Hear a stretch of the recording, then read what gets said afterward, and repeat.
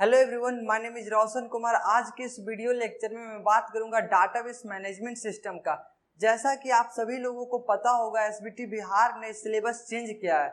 उसी में database management system का भी सिलेबस थोड़ा बहुत चेंज हुआ है। बल्कि मैं बताऊंगा कि जिस डाटाबेस पे पहले हम लोग पढ़ाई करते थे, उस डाटाबेस मैनेजमेंट सिस्टम को चेंज करके दूसरी डाटाबेस मैनेजमेंट सिस्टम को इस बार लिया गया है।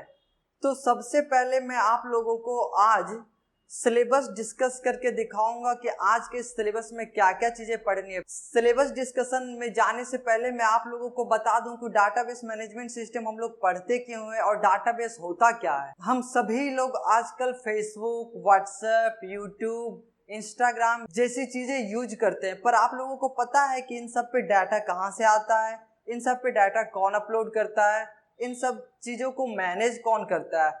बात रही डाटा अपलोड करने का, तो डाटा हम लोगों के पास होता है। जैसे कि मैं आपको बता दूं, अभी हम लोग इस वीडियो लेक्चर को रिकॉर्ड कर रहे हैं और इस डाटा को हम लोग यूट्यूब पे अपलोड करेंगे या फिर अपने एप्लीकेशन पे अपलोड करेंगे। तो ये हमारा एक डाटा हो गया। ये डाटा हम लोग डाटाबेस पे अपलोड करेंगे। जब इस वीडियो लेक्चर को मैं यूट्यूब पे अपलोड करूंगा तो मैं डायरेक्टली वहां से जाके अपलोड कर दूंगा, पर पता है ये डाटा कहाँ जाएगा? ये हम लोगों का डाटा यूट्यूब के सर्वर पे जाएगा और YouTube का जो सर्वर है उसे हम लोग डाटाबेस कहते हैं। जो ये सबको मैनेज करेगा उसे डाटाबेस मैनेजमेंट सिस्टम कहते हैं। डाटाबेस मैनेजमेंट सिस्टम एक सॉफ्टवेयर होता है जो हमारे जितने भी डाटाज होते हैं वो सबको मैनेज करता है। जैसे कि मैं ये वीडियो अपने एप्लीकेशन पे भी डालूंगा तो वहां पे भी हम लोग का डाटाबेस मैनेजमेंट सिस्टम रहेगा, जहां से लेक्चर वीडियोज को मैनेज करके आप लोगों को दिखाया जाएगा। तो हम लोग आते हैं अब अपने सिलेबस डिस्कशन पे। मैंने सिलेबस को ओपन कर लिया अपने स्क्रीन पे। मैं आप लोगों को दिखाना चाहूंगा कि हम लोगों को सिलेबस में क्या क्या चीजें पढ़नी है। सबसे पहले मैं आपको बता दूं कि हम लोगों को सिलेबस में 10 मार्क्स का टीए हो जाता है, 20 मार्क्स का क्लास टेस्ट हो जाता है और 30 मार्क्स का हम लोगों का एक्सटर्नल एग्जाम होता है। 30 मार्क्स का हम लोगों का एक्सटर्नल एग्जाम, तो टोटल हम लोगों का डाटाबेस मैनेजमेंट सिस्टम 100 मार्क्स का हो जाता है। तो हम लोग आते हैं हम लोगों के सिलेबस में क्या क्या चीज पढ़नी है। मैं अपने स्क्रीन पे डाटाबेस मैनेजमेंट सिस्टम का पीडीएफ फाइल खोल रखा हूँ। हम लोग देखते हैं वहाँ पे फर्स्ट यूनिट में क्या मुझे पढ़नी है। फर्स्ट यूनिट में हम लोगों को पढ़नी है overview of the database management system, और उसके नीचे हम लोग को जस्ट पढ़ना है what is database, why database. मैं आप लोगों को बता दूं व्हाट इज डाटाबेस। डाटाबेस होता क्या है कि जहाँ पे हम लोग collections of datas, information store करके रखते हैं, उस चीज को हम लोग डाटाबेस कहते हैं। और सेकंड हमें पढ़नी है why database.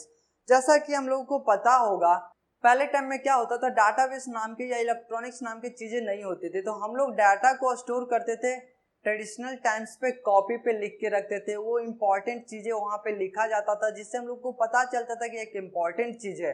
But now the time सब कुछ चेंज हो गया। अब हम लोग डाटाबेस यूज करते हैं, हम लोगों के पास स्टोरेज फाइल होता है, तो वहाँ पे हम लोग कलेक्शंस ऑफ फाइल्स होते हैं, बहुत सारे फाइल्स होते हैं। पहले टाइम में फाइल एक ही चीज को ढूंढने में बहुत सारा पेजेस पलटने पड़ते थे, डाटा को ढूंढने में बहुत प्रॉब्लम होता था। बट अभी हम लोग क्या करते हैं, किसी नाम को, किसी चीज को खोजना होता है तो हम लोग जस्ट सर्च करते हैं इंटरनेट पे, गूगल्स पे, तो बहुत सारे इंफॉर्मेशन आ जाते हैं। वहां से जो इन्फॉर्मेटिव होता है उसे हम लोग देख लेते हैं। अभी के टाइम पे डाटाबेस यूज करना बहुत ही ज्यादा इंपॉर्टेंट हो गया है, क्योंकि इतने ज्यादा कलेक्शंस ऑफ डाटा हो गए हैं जिसको फाइंड करना बहुत ही ज्यादा बड़ा प्रॉब्लम हो गया है। तो हम लोग डाटाबेस को यूज करके किसी भी डाटा को इजीली फाइंड कर सकते हैं, इसीलिए हम लोग डाटाबेस का बहुत ज्यादा यूज करते हैं अभी के टाइम पे। सेकेंड चीज हम लोग को पढ़ना है डाटाबेस सिस्टम और database management system. Database management system होता क्या है? डाटाबेस मैनेजमेंट सिस्टम क्या है कि हम लोग जो डाटा को डाटाबेस में स्टोर करते हैं और किसी डाटा को रिट्रीव करते हैं, फाइंड करते हैं, तो सारा चीजें जो होता है एक सॉफ्टवेयर करता है। उस सॉफ्टवेयर को हम लोग डाटाबेस मैनेजमेंट सिस्टम कहेंगे। अभी हम लोग के पास बहुत सारे डाटाबेस मैनेजमेंट सिस्टम के सॉफ्टवेयर है। कुछ example database management system software के हैं MySQL, MongoDB, MariaDB। ये सारे डाटाबेस मैनेजमेंट सिस्टम के सॉफ्टवेयर है।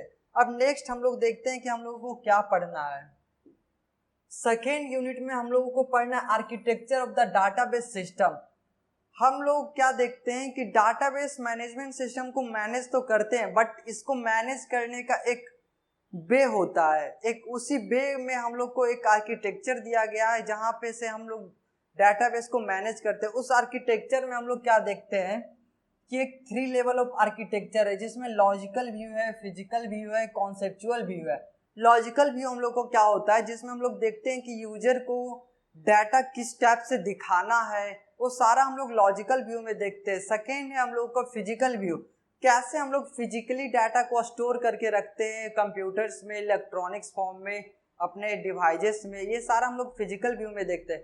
कॉन्सेप्चुअल व्यू क्या होता है कि हम लोग कैसे डाटा को यूजर को दिखा रहे हैं, कैसे हम लोग फिजिकल व्यू से लॉजिकल व्यू में जा रहे हैं, कैसे हम लोग का डाटा स्टोर है, कैसे हम लोग टेबल्स बनाए हैं, कैसे हम लोग रॉज बनाए हैं, कॉलम्स बनाए, ये सब कॉन्सेप्चुअल व्यू में हम लोग देखते हैं। जब हम लोग आगे पढ़ेंगे तो देखेंगे कैसे हम कॉन्सेप्चुअल व्यू में डाटा को देखते हैं।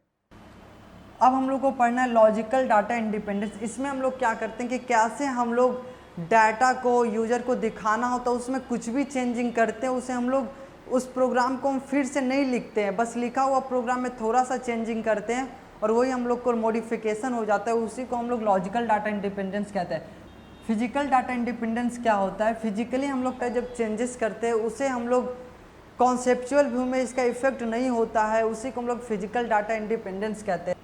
अब हम लोग को पढ़ना है रिलेशनल डाटाबेस मैनेजमेंट सिस्टम। अब मैं इस यूनिट में बताऊंगा कि रिलेशनल डाटाबेस मैनेजमेंट सिस्टम होता क्या। मैं आप लोगों को ये चीज़ एक एग्जांपल लेके समझाता हूँ।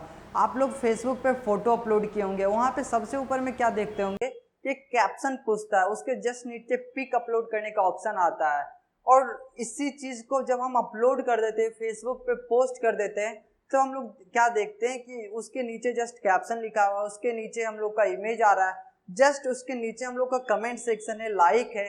तो आप लोग नहीं देख रहे एक दूसरे में कनेक्टिविटी बना रहा है, ये सारे जो कनेक्शन बन रहे ये हम लोग क्या देखते हैं, ये एक रिलेशनल डाटाबेस मैनेजमेंट सिस्टम का एग्जांपल है।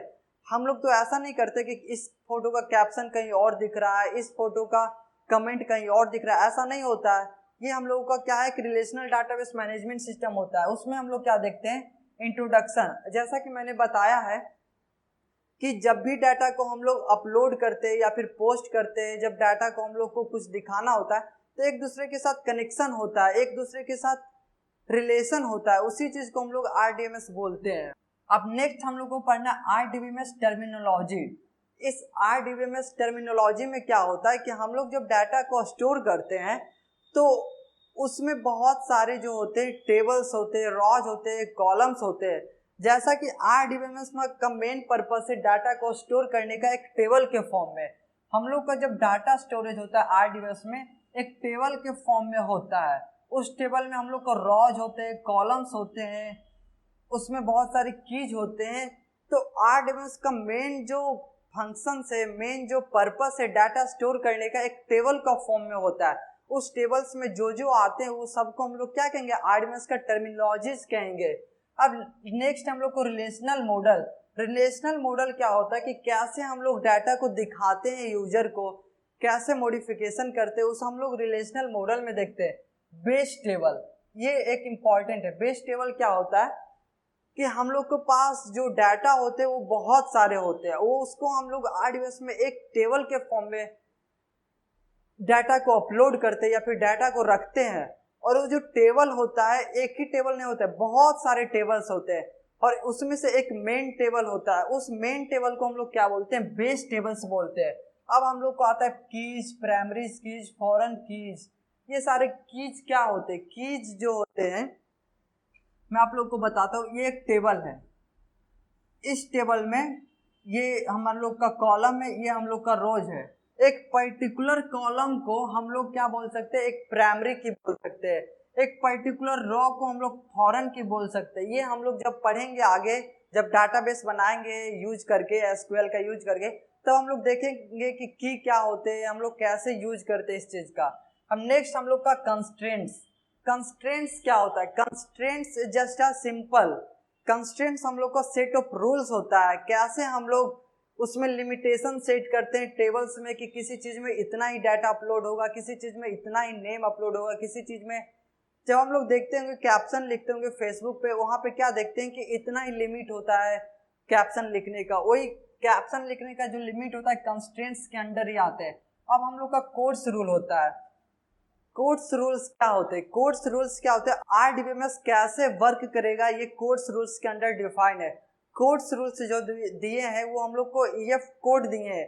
ईएफ कोड ने बताया है कि कोर्स रूल्स में 0 से लेकर के 12 तक एक रूल होते हैं, टोटल 13 रूल।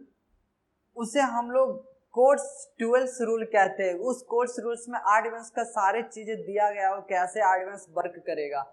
अब नेक्स्ट यूनिट में हम लोग आते हैं। नेक्स्ट यूनिट में हम लोग को क्या पढ़ना है?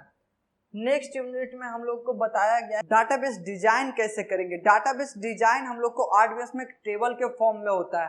अब डाटाबेस डिजाइन में हम लोग को नॉर्मलाइजेशन नॉर्मल फॉर्म पढ़ना है। नॉर्मलाइजेशन नॉर्मल फॉर्म में क्या होता है? हम लोग टेबल्स बनाते हैं, उस टेबल्स को हम लोग दिखाते हैं, उस टेबल्स में कुछ कंडीशन सेट करते हैं, उस टेबल्स में हम लोग देखते हैं क्या कि किस वे में हम लोग को डाटा स्टोर होगा।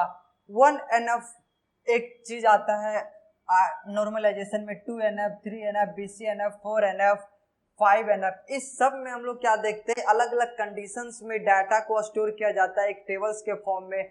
1NF में क्या होता है? हम लोगों का यूनिकली एक सिंगल वैल्यू को एक ही टेबल में एक ही रॉ में हम लोग स्टोर करेंगे, अनदर मल्टी वैल्यूड नहीं करना। ये 1NF में होता है। सेम 2NF में क्या होता है? जो चीज हमारा 1NF में होगा उससे थोड़ा सा इंक्रीज करके 2NF में दिया गया, वहां पे 2NF में दो टेबल्स बनाते हैं, उस दूसरे के साथ कनेक्शन करते हैं। 3NF में हम लोग क्या होता है? 3NF में जो कंडीशन 2NF में वर्क कर रही है, फिर उसमें फिजिकल डिपेंडेंसी जो होती है नहीं होनी चाहिए, वो 3NF में होता है। उसी का एक्सटेंडेड वर्जन हमारा BCNF है, 4NF है, 5NF है। उसके बाद हम लोग को पढ़ना है EI डायग्राम। EI डायग्राम क्या होता है? EI डायग्राम हम लोग बताएंगे। जैसे मैंने बताया कि हम लोग टेबल्स बनाते हैं, उस टेबल्स को हम लोग को डायग्राम के फॉर्म में दिखाना होता है। जैसे मैं आप लोगों को एग्जांपल देके बनाता हूँ। एक कंपनी में एक एम्प्लॉय है, उस एम्प्लॉय का डाटा मैं अपने डाटाबेस में स्टोर करता हूँ। उस एम्प्लॉय का एक एम्प्लॉय आईडी होगा, एक नाम होगा, उसका जेंडर होगा, एज होगा, डेट ऑफ ज्वाइनिंग हो, वो सारा डाटा जो है हम लोग को डाटाबेस में स्टोर होगा। और उसी चीज को हम लोग EI डायग्राम के थ्रू दिखाएंगे कि उस पर्टिकुलर पर्सन या फिर पर्टिकुलर डाटाबेस का एक पर्टिकुलर टेबल का क्या क्या कॉलम उसमें है, वो सारा कॉलम हम लोग दिखाएंगे। उस कॉलम को जब हम लोग डायग्राम के फॉर्म में दिखाते हैं उसको हम EI डायग्राम कहते हैं। वही mapping EI diagram to database. इसमें हम लोग क्या देखेंगे कि कैसे हम लोग डाटाबेस को डायग्राम में कन्वर्ट करते हैं, कैसे ये सारी चीजें वर्क करती है, ये हम लोग देखेंगे नेक्स्ट यूनिट में। अब हम लोग नेक्स्ट में हम लोग देखते हैं क्या पढ़नी है। नेक्स्ट यूनिट में हम लोग को पढ़ना है मारियाडीबी। मारियाडीबी क्या होता है? मारियाडीबी हम जैसे कि मैंने बताया है कि डीबीएमएस के सॉफ्टवेयर्स होते हैं जो कि डाटा को मैनेज करते हैं। उसमें से one of the best software हम लोग का मारियाडीबी होता है। मारियाडीबी हम लोग को डाटाबेस मैनेज करने का एक सॉफ्टवेयर है, जिसमें हम लोग पढ़ेंगे कि कैसे हम लोग डाटा को मैनेज करते हैं मारियाडीबी के थ्रू। सबसे पहले हम लोग को पढ़ना इंट्रोडक्शन टू मारियाडीबी। जैसे मैंने बताया एक सॉफ्टवेयर है जो कि हमारा डाटा मैनेज करने के यूज में आता है। उसके डाटा टाइप्स क्या क्या होते हैं, SQL कमांड्स, ये हम लोग को SQL कमांड्स पढ़ना है। SQL कमांड्स क्या होता है? एक स्ट्रक्चर्ड क्वेरी लैंग्वेज होता है जिसका यूज करके हम लोग डाटाबेस बनाते हैं, डाटाबेस को मैनेज करते हैं, डाटाबेस से डाटा फाइंड करते हैं। ये सारा कमांड इसमें दिया गया है। इसी कमांड में हम लोग को पढ़ना है डाटा को क्रिएट कैसे करना है, इंसर्ट कैसे करना है, अपडेट करना है कैसे, डिलीट कैसे करना है, ड्रॉप, अल्टर, ये सारे हम लोग SQL कमांड्स में जाकर के अंदर में पढ़ेंगे। फिर उसके बाद हम लोग को देखना है SQL फंक्शन क्या होता है। SQL function pre defined functions होते हैं। SQLs में कुछ फंक्शंस दिए गए हैं, स्ट्रिंग फंक्शंस, डेट फंक्शंस। ये सारे फंक्शंस का यूज करके हम लोग कैसे अपने डाटाबेस में नाम को इंसर्ट करेंगे, कैसे हम लोग करंट डेट टाइप करेंगे, ये सारे फंक्शंस हम लोग को डिफाइन किया गया है। उसके बाद हम लोग को पढ़ना है इंडेक्सिंग की, प्राइमरी की, फॉरेन की। ये मैंने पहले भी बताया था की क्या होते हैं। अब हम लोग नेक्स्ट यूनिट पे आते हैं। नेक्स्ट यूनिट में हम लोग को क्या क्या पढ़ना है? नेक्स्ट यूनिट में हम लोग को पढ़ना है मैनिपुलेटिंग डाटा विथ मारियाडीबी। इसमें हम लोग क्या क्या देखेंगे कि कैसे हम लोग डाटा को मैनिपुलेट करते हैं, कैसे हम लोग डाटा को मॉडिफाई करते हैं, कैसे मैं डाटा को रिट्रीव करते हैं, ये सारा मैनिपुलेशन हम लोग देखेंगे। उसके बाद हम लोग को यहाँ दिया गया SQL स्टेटमेंट्स। SQL स्टेटमेंट्स में हम लोग को दिया गया है सेलेक्ट दिया गया हुआ है, लाइक क्लॉज दिया गया है, ग्रुप बाय दिया गया है, ऑर्डर दिया गया है, ज्वाइंस दिया गया है, left join, natural join, right join. ये सारे हम लोग को क्या है, एसक्यूएल क्या स्टेटमेंट है जिसका यूज करके हम लोग डाटा को सेलेक्ट करेंगे, डाटा को दूसरे नाम से बुला सकते हैं, डाटा को हम लोग एक ऑर्डर में सेट करेंगे, असेंडिंग ऑर्डर, डिसेंडिंग ऑर्डर, एक टेबल को दूसरे टेबल से जोड़ेंगे। ये सारे हम लोग देखेंगे मैनिपुलेटिंग विथ मारियाडीबी में। उसके बाद हम लोग को यूनियन पढ़ना है, correlated and nested queries. Correlated and nested queries में हम लोग क्या देखेंगे, एक ही क्वेरी में दूसरा क्वेरी कैसे लिख सकते हैं, वो हम लोग एसक्यूएल जब पढ़ेंगे तो उसमें देखेंगे। उसके बाद बैकअप एंड रिस्टोर, इसमें डाटा बैकअप एंड रिस्टोर के बारे में बताया गया। अब नेक्स्ट यूनिट में हम लोग को पढ़ना है यूनिट 7 में NoSQL डाटाबेस टेक्नोलॉजी। इसमें क्या होता है, अभी तक जो हम लोगों ने पढ़ा था जिसमें देखा था कि कैसे हम लोग टेबल्स में रॉज कॉलम बना करके डाटा को स्टोर करते थे, वो RDMS का एग्जांपल था। बट NoSQL में ऐसा नहीं होता है। NoSQL में जब हम लोग डाटा स्टोर करते हैं तो इसमें कोई भी टेबल्स, कॉलम्स, रॉज नहीं बनते। इसमें डाटा का स्टोरेज डिफरेंट वे में होता है। इंट्रोडक्शन टू NoSQL डाटाबेस, इसमें हम लोग जब डाटा को स्टोर करते हैं तो बेसन के फॉर्म में करते हैं, बाइनरी जैसन। बाइनरी जैसन जावास्क्रिप्ट का एक फॉर्म होता है। अब हम लोग पढ़ेंगे difference between relational and NoSQL database. इसमें क्या होता है, रिलेशनल डाटाबेस में हम लोग डाटा को स्टोर करते थे रॉज कॉलम बना करके, बट NoSQL में ऐसा नहीं होगा, टोटली डिफरेंट होगा। इसमें जब डाटा का स्टोरेज होगा वो बिल्कुल डिफरेंट तरीके से होगा। इसमें बस हम लोग क्वेरी लिखेंगे जो कि टोटली डिफरेंट होगा। इसका क्वेरी मैच करता है जेसन के फॉर्म में, उसके बाद हम लोग डाटा का स्टोरेज करते हैं। NoSQL का फीचर्स क्या होता है, ये बहुत ही इजी टू यूज होता है। इसके वेरियस फीचर्स के बारे में देखेंगे, इसके टाइप्स के बारे में देखेंगे, advantage and architecture of MongoDB। अब यहाँ पे आया है MongoDB बर्ड। MongoDB जो हम लोग का है एक डाटाबेस मैनेजमेंट सिस्टम का एक सॉफ्टवेयर है। यहाँ पे जो डाटा का मैनेजमेंट होता है वो NoSQL का फॉर्म में होता है। यहाँ पे हम लोग RDMS का यूज नहीं करते, इसीलिए यहाँ पे आर्किटेक्चर ऑफ MongoDB दिया गया है। उसके बाद हम आर्किटेक्चर ऑफ MongoDB में देखेंगे डॉक्यूमेंट्स, कलेक्शन, डायनेमिक स्कीमाज। ये सारे जो है नेम से डाटाबेस स्टोर करने का, जैसे हम लोग RDMS में देखते थे टेबल्स, कॉलम, उसी तरह यहाँ पे उसके नाम चेंज करके डॉक्यूमेंट्स, कलेक्शंस कर दिए गए। उसके बाद मोंगो सेल पढ़ेंगे। मोंगो सेल हम लोग को होता है जहाँ पे हम लोग अपना क्वेरीज लिखेंगे MongoDB का। उसके बाद हम लोग का मोंगो सर्वर होगा, क्लाइंट होगा, ये हमारे सॉफ्टवेयर के अंदर से आते हैं। उसके बाद MongoDB का डाटा टाइप्स देखेंगे, एम्बेडेड डॉक्यूमेंट्स, कैसे हम लोग दूसरे डॉक्यूमेंट्स को एम्बेड करेंगे MongoDB में। उसके बाद हम लोग कॉन्फ़िगर करेंगे फाइल को मोंगो का। उसके बाद हम लोग को आता है पढ़ने का। अब हम लोग नेक्स्ट यूनिट में आते हैं जहाँ पे हम लोग को पढ़ना है सेलेक्टिंग द राइट डाटाबेस। इसमें हम लोग क्या देखेंगे कि हम लोग कौन सा सॉफ्टवेयर चूज करना चाहिए अपने परफॉर्मेंस बेस पे, डाटा साइज बेस पे। यहाँ पे देखते हैं कि हम लोग को RDMS चूज करना चाहिए या NoSQL चूज करना चाहिए। Selection of database on performance, किसका परफॉर्मेंस बेटर है उसके हिसाब से हम लोग सॉफ्टवेयर चूज करेंगे। उसके बाद आता है हम लोग को डाटा साइज, अगर बहुत ज़्यादा डाटा है तो हम लोग को कौन सा सॉफ्टवेयर चूज करना चाहिए। उसके बाद किस टाइप का डाटा हो तो कैसा सॉफ्टवेयर चूज करना चाहिए, किसका फ्रीक्वेंसी ऑफ एक्सेसिंग डाटा बहुत ही स्पीड है, कैसा बिजनेस नीड है हम लोग को, उस हिसाब से हम लोग डाटाबेस अपना चूज करेंगे। उसके बाद हम लोग देखेंगे किस टाइप का डाटा स्टोर करने के लिए किस टाइप का सॉफ्टवेयर यूज होगा, उसके एप्लीकेशंस क्या होंगे उस सॉफ्टवेयर के, ये सारे चीज हम लोग देखेंगे सिलेक्शंस ऑफ राइट डाटाबेसेज में। तो अभी तक हम लोगों ने सिलेबस डिस्कशन कर लिया है डाटाबेस मैनेजमेंट सिस्टम का। नेक्स्ट वीडियो लेक्चर में हम लोग देखेंगे फर्स्ट यूनिट को। फर्स्ट यूनिट में हम लोग देखेंगे what is database, why database, उसको पूरे डिटेल्स में पढ़ेंगे, कौन सा डाटाबेस मैनेजमेंट सिस्टम हम लोग को यूज करना चाहिए। ये सारा हम लोग नेक्स्ट वीडियो लेक्चर में देखेंगे। अभी के लिए बस इतना ही। आप लोग जा करके वीडियो को शेयर कीजिए, चैनल को सब्सक्राइब कीजिएगा और वीडियो को ऑल्सो लाइक कीजिएगा। और इसका नोट्स जो होगा सारे हम लोग को एप्लीकेशन पे मिल जाएगा, तो आप लोग प्ले स्टोर पे जा करके हमारे ऐप आप एजुकेटिव को आप लोग जाके डाउनलोड कर सकते हैं। Thank you for watching the video. आप सब जाइए पढ़िए, happy learning. Thank you so much.